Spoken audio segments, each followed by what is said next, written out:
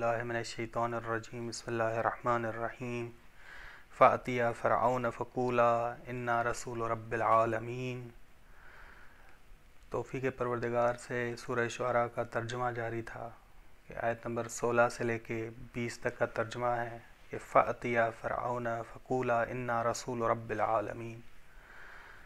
بس تم دونوں جاؤ، خداوند عالم کا حکم ہوا جناب موسیٰ اور جناب ہارون کو کہ بس تم دونوں جاؤ فرعون کے پاس، فرعون کے پاس جاؤ، فقولا بس تم دونوں کہو انا رسول رب العالمین، ہم بھیجے ہوئے ہیں، پیغمبر ہیں رب العالمین کی جانب سے۔ رب العالمین کہنے کی وجہ یہ تھی کہ فرعون خود کو رب العالی کہتا تھا، اس وجہ سے بس فقولا انا رسول رب العالمین، بس تم دونوں کہو کہ ہم پیغمبر ہیں رب العالمین کی طرف سے، کہ تم رب نہیں ہو، رب العالمین اللہ تعالیٰ ہے۔ ان ارسل معنا بنی اسرائیل، کہ یہ کہ تم بنی اسرائیل کو آزاد کرو، بھیجو ہمارے ساتھ بنی اسرائیل کو کہ ہم انہیں فلسطین کی سرزمین میں لے جائیں۔ بس وہ مصر میں تھے تو ہم انہیں فلسطین لے جائیں، کہ فلسطین ان کے آباء و اجداد یعنی حضرت ابراہیم، حضرت اسحاق اور حضرت یعقوب کا وطن ہے، آباء و اجداد کا وطن ہے۔ بس ہمارے ساتھ مصر سے فلسطین بنی اسرائیل کو بھیجو۔ فرعون نے بنی اسرائیل کے ظاہر پہ بھی قبضہ کیا ہوا تھا، یعنی ظاہری وسائل پہ بھی، اور ان کی فکروں پر بھی قبضہ کیا ہوا تھا، فکری لحاظ سے بھی انہیں پست بنایا ہوا تھا۔ ٹھیک، بس آزادی یہ دونوں لحاظ سے، ظاہری لحاظ سے بھی اور فکری لحاظ سے بھی ہے۔ قال، اب جی فرعون نے اعتراضات کیے جناب موسیٰ علیہ السلام پر۔ قال الم نربک فینا، الم نربک فینا ولیدا ولبست فینا فی عمرک سنین۔ فرعون نے جناب موسیٰ اور جناب ہارون کی گفتگو سننے کے بعد کہا، مخاطب ہوا جناب موسیٰ علیہ السلام سے اور کہا کہ کیا تم نہیں تھے کہ بچپن میں تو نے ہمارے ہاں نشو نما پائی، اور تم نے ہمارے ہاں زندگی کے کئی سال گزارے، یعنی کیسے تم اچانک رسول ہو گئے، تم کہاں اور رسالت کہاں؟ یہ کہنا چاہتا تھا کہ تم کہاں اور معاذ اللہ تم کہاں اور رسالت کہاں، کیسے تم اچانک رسول ہو گئے۔ وَلَبِثْتَ فِينَا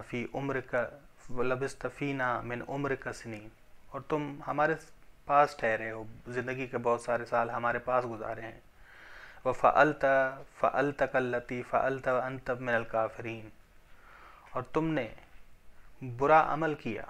اب یہ برا عمل کون سا تھا؟ کبتی مرد کو قتل کیا، تم نے کبتی کو قتل کر دیا، اور تم کافروں میں سے، وَأَنْتَ مِنَ الْكَافِرِينَ، تم کافروں میں سے یعنی ناشکروں میں سے، نمک ناشناس میں سے، تم نمک ناشناس ہو، کفران نعمت کرنے والے۔ فرعون کا نمک کھایا اور اس کے نمک ناشناس ہو۔ یہ کافر بمعنی کفر خدا کا کفر نہیں، انت من الکافرین، یہ فرعون کا جملہ ہے۔ فرعون کہہ رہا ہے جناب موسیٰ کے لیے کہ تم نمک ناشناس ہو، من الکافرین سے مراد نمک ناشناس ہو، بس تم قبطی مرد کے قاتل ہو، نمک ناشناس ہو۔ اب جناب موسیٰ علیہ السلام جواب دے رہے ہیں اعتراضات کے جوابات میں سے۔ قال فعلتها اذن، انہوں نے کہا، یعنی موسیٰ علیہ السلام نے کہا، فعلتها، میں نے اس وقت یہ کام یعنی کبتی کا قتل کیا، اذن، جب دوسرے شخص نے مجھ سے مدد مانگی تھی، دوسرے شخص نے مجھ سے مدد مانگی، مدد کے لیے مجھے پکارا، میں نے اس کی مدد کے لیے میں گیا اور میں نے اسے مکہ مارا، وَأَنَا مِنَ الضَّالِّينَ، اور میں اس کے قتل سے انجان تھا، یعنی میری کوئی نیت نہیں تھی کہ میں اسے قتل کر دوں، بس وَأَنَا مِنَ الضَّالِّينَ، مراد یہ نہیں کہ میں گمراہوں میں سے تھا، معاذ اللہ، میں انجان تھا اس لحاظ سے کہ میں اسے قتل کروں، میں نے اسے مکہ رسید کیا تاکہ اسے دوسرے شخص کو جو مجھے مدد کے لیے پکار رہا تھا میں اسے بچاؤں. بس جناب موسیٰ علیہ السلام کی یہاں سے عصمت ختم نہیں ہوتی.